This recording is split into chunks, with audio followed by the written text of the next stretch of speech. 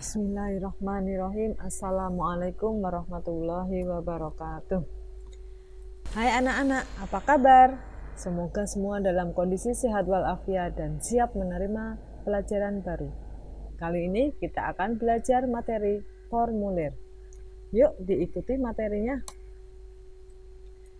Anak-anak, kompetensi dasar yang akan kita pelajari ini adalah mencermati petunjuk dan isi teks formulir, yaitu formulir pendaftaran, kartu anggota, pengiriman uang melalui bank atau kantor pos, dan daftar riwayat hidup.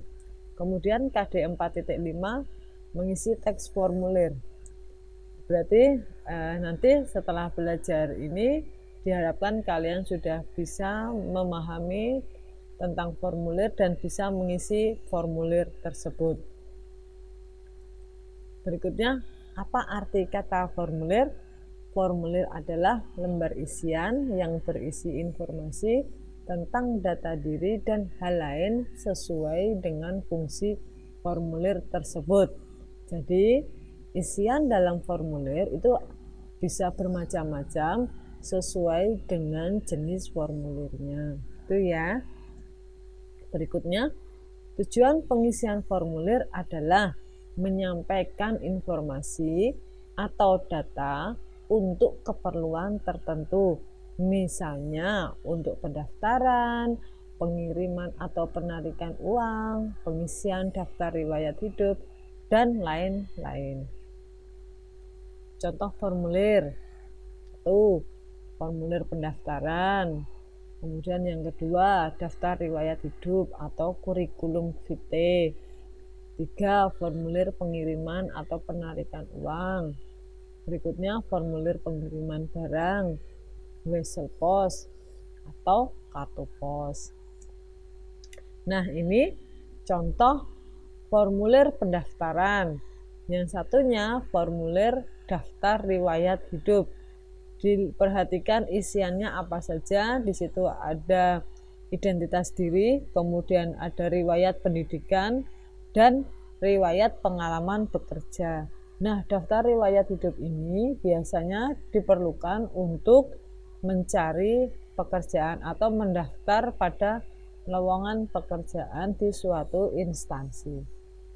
Berikutnya, ini formulir penarikan uang di bank.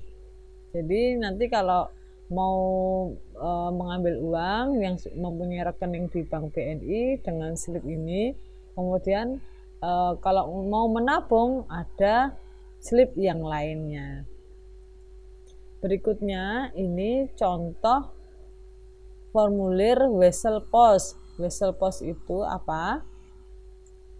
Wesel pos nanti silahkan kalian cari artinya di dalam KBBI. Tetapi ini fungsinya untuk mengirimkan uang melalui kantor pos bila orang yang kita kirimi uang tersebut tidak mempunyai rekening di suatu bank.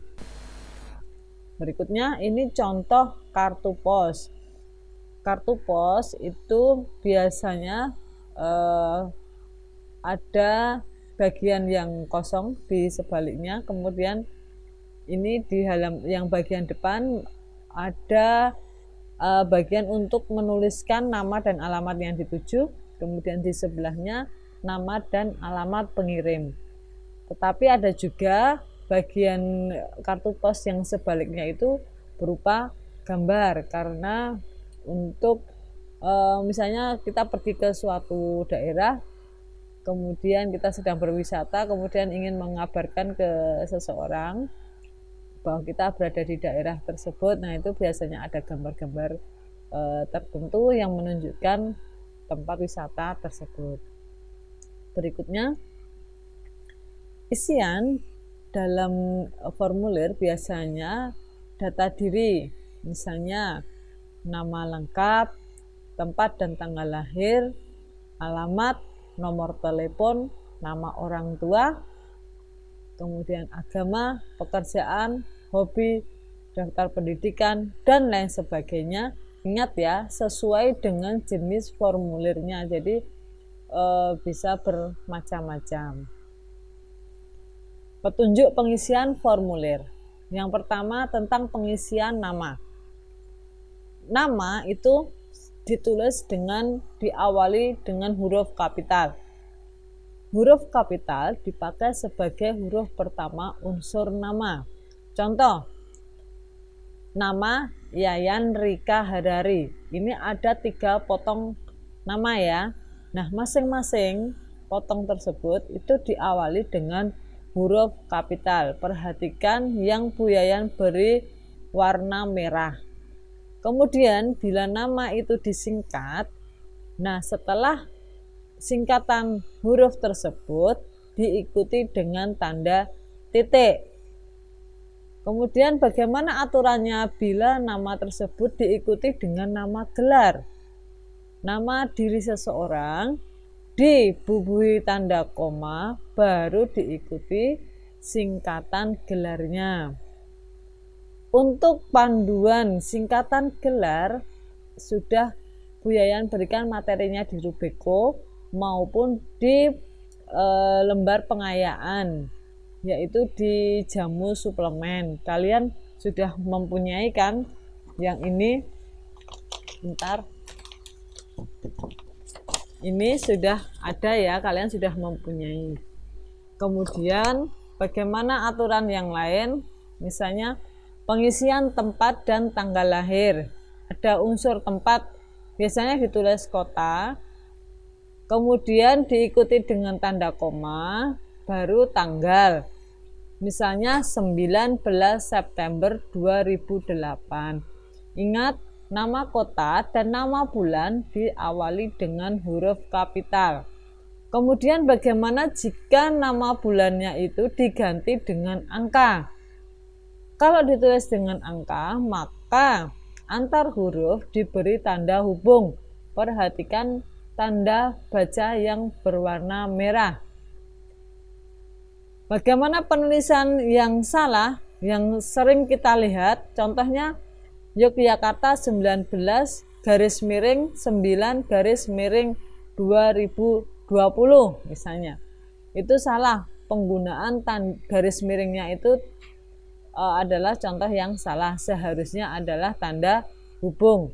Kemudian sering juga kita lihat penulisannya 19 terus strip September strip 2008. Nah, bila ditulis dengan kata-kata dengan huruf berarti tidak memerlukan tanda hubung. Kemudian untuk pengisian alamat, bila penulisan alamat itu secara berjajar ke samping ya, penulisannya dipisah-pisah dengan tanda koma. Contoh, Jalan Nyi Pembayun nomor 20, koma, Kota Gede, koma, Yogyakarta. Atau bila kata nomor itu disingkat, maka setelah O, misalnya ditulis dengan no, itu diikuti dengan tanda titik. Lalu bagaimana jika penulisan alamatnya itu secara menurun, misalnya ditulis dalam amplop, itu maka tidak diikuti dengan tanda koma. Yang ini contohnya Jalan Nyi Pembayun nomor 20 itu tidak diikuti dengan koma karena ditulis kemudian lanjutannya ditulis di bawahnya. Gitu ya. Semoga kalian bisa memahami. Jika ada pertanyaan, sampaikanlah melalui grup atau WA langsung ke Bu Yayan. Terima kasih. Semoga ada manfaatnya. Ingat, yang bersungguh-sungguh insya Allah akan berhasil. Terima kasih. Wassalamualaikum warahmatullahi wabarakatuh.